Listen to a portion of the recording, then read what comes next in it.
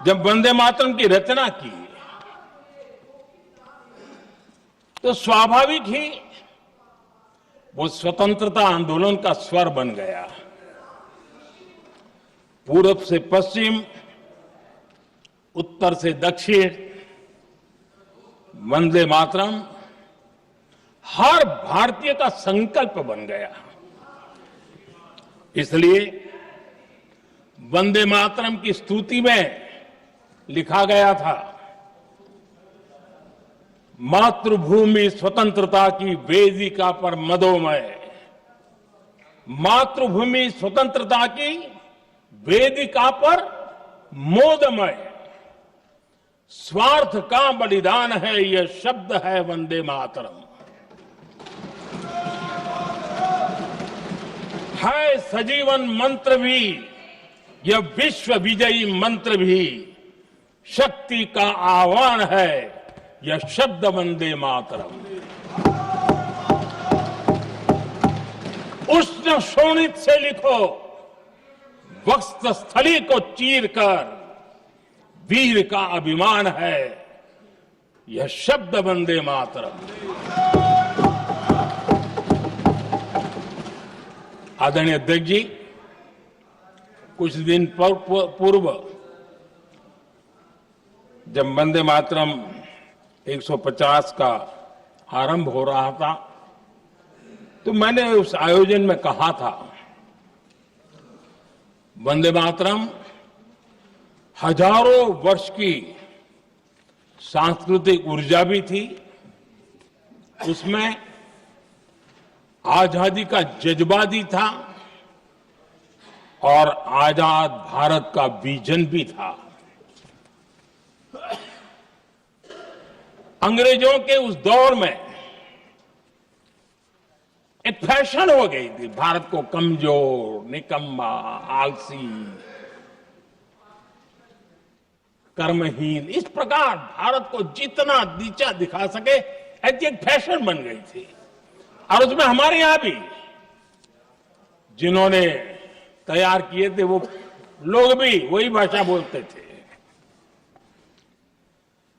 तब बंकिम दा ने उस हीन भावना को भी झकझोरने के लिए और सामर्थ्य का परिचय कराने के लिए वंदे मातरम के भारत के सामर्थ्यशाली स्वरूप को प्रकट करते हुए आपने लिखा था,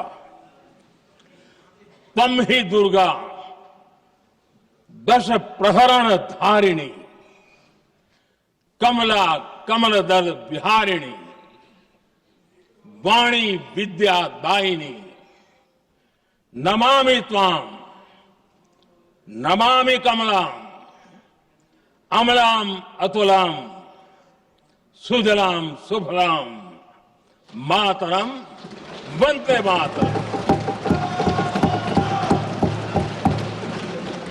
अर्थात भारत माता ज्ञान और समृद्धि की देवी भी है और दुश्मनों के सामने अस्त्र शस्त्र धारण करने वाली चंडी भी है। अध्यक्ष जी, ये शब्द, ये भाव, ये प्रेरणा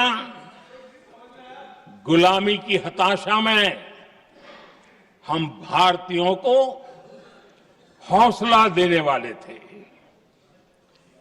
इन वाक्यों ने तब करोड़ों देशवासियों को यह एहसास कराया कि लड़ाई किसी जमीन के टुकड़े के लिए नहीं है, ये लड़ाई सिर्फ सत्ता के सिंहासन को कब्जा करने के लिए नहीं है,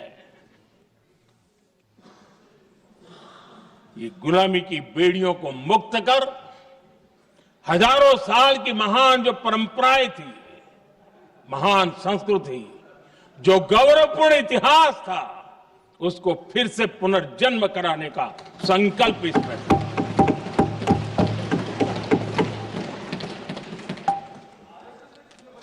आदरणीय अध्यक्ष जी,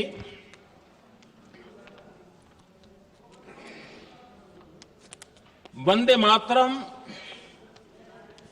इसका जो जन जन से जुड़ाव था, ये हमारे स्वतंत्र संग्राम की एक लंबी गाथा अभिव्यक्त होती है। आदरणीय अध्यक्ष जी, जब भी जैसे किसी नदी की चर्चा होती है, चाहे सिंधु हो, सरस्वती हो, कावेरी हो, गोदावरी हो, गंगा हो, यमुना हो, उस नदी के साथ एक सांस्कृतिक धारा प्रवाह, एक विकास यात्रा का धारा प्रवाह, एक जन जीवन की यात्रा का प्रवाह उसके साथ जुड़ जाता है। लेकिन क्या कभी किसी ने सोचा है कि आजादी जंग के हर पड़ाव, वो पूरी यात्रा वंदे मातरम की भावनाओं से गुजरता था, उसके तट पर पल्लवित होता था। ऐसा भाव काव्य शायद दुनिया में कहीं उपलब्ध नहीं होगा। आदरणीय अध्यक्ष जी,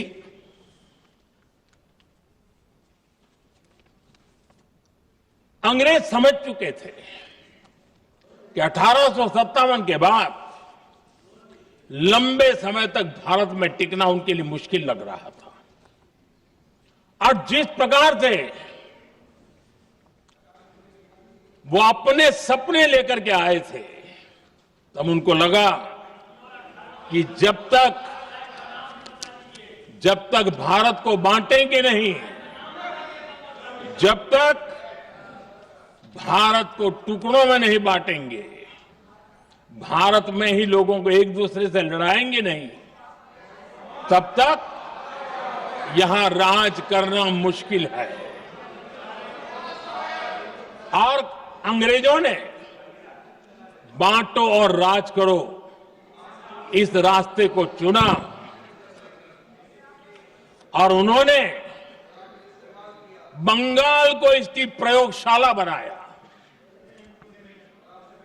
क्योंकि अंग्रेज भी जानते थे, वो एक वक्त था जब बंगाल का बौद्धिक सामर्थ्य देश को दिशा देता था, देश को ताकत देता था, देश को प्रेरणा देता था। और इसलिए अंग्रेज भी चाहते थे कि बंगाल का ये जो सामर्थ्य है वो पूरे देश की शक्ति का एक प्रकार से केंद्र बिंदु है। और इसलिए अंग्रेजों ने सबसे पहले बंगाल के टुकड़े करने की दिशा में काम किया। और अंग्रेजों का मानना था कि एक बार बंगाल टूट गया तो ये देश भी टूट जाएगा और वो यावत चंद्र दिवाकरो राज करते रहेंगे, ये इनकी सोच थी। 1905 में अंग्रेजों ने बंगाल का विभाजन किया, लेकिन जब अंग्रेजों ने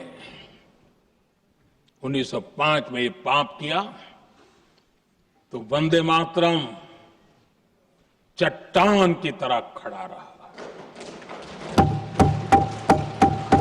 बंगाल की एकता के लिए वंदे मातरम गली गली का नाद बन गया था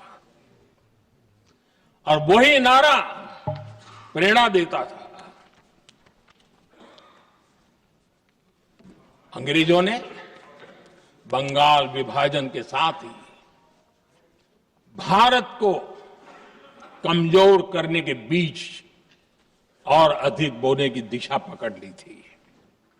लेकिन वंदे मातरम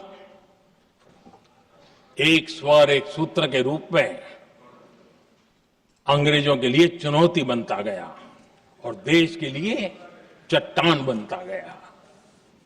आदरणीय अध्यक्ष जी, बंगाल का विभाजन तो हुआ, लेकिन एक बहुत बड़ा स्वदेशी आंदोलन खड़ा हुआ